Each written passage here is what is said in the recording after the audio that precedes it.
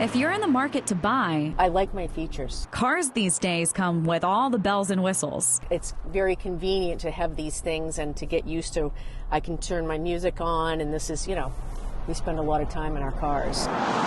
But some Mainers aren't sold. I am concerned for newer vehicles. I know that a lot of them have cameras and a lot of them track your GPS and your speed. They would deny it's being tracked. Jen Kaltrider with the Mozilla Foundation says that hunch is right. Most cars are tracking you. She read through automakers' privacy policies to uncover just how much information they're collecting. When we were doing the research, we were astounded at what we were finding and kind of shocked that nobody was talking about this. Kaltrider says some automakers are keeping tabs on everything from how fast you drive to more personal details like your gender and race. Nissan's privacy notice says it tracks a driver's religious affiliation. Kia says it tracks your medical condition.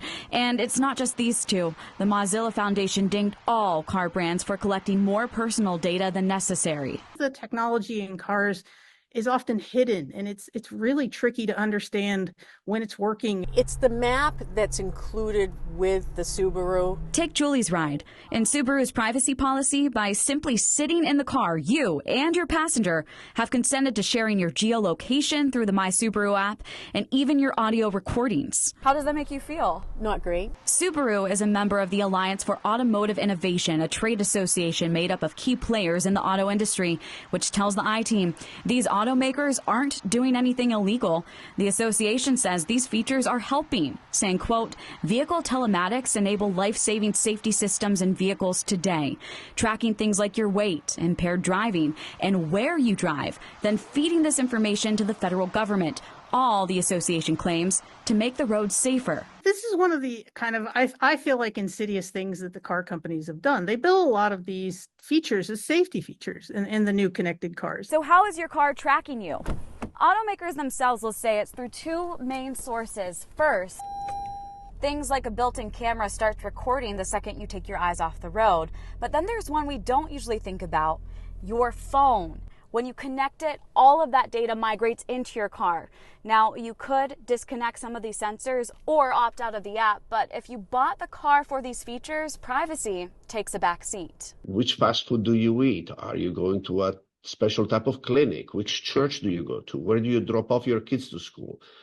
None of this stuff really should be the business of those companies. And you should be able to decide to have your safety features without having to give up your privacy. Andrea Amico, founder of Privacy for Cars, says the lack of federal privacy law has allowed automakers to sell driver data to hundreds of companies.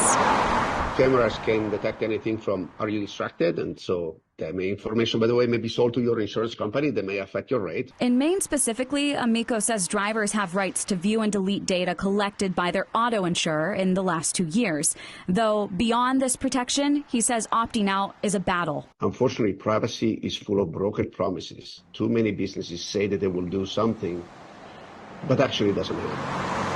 That's why Privacy for Cars offers to contact companies for free on your behalf, requesting they stop tracking you.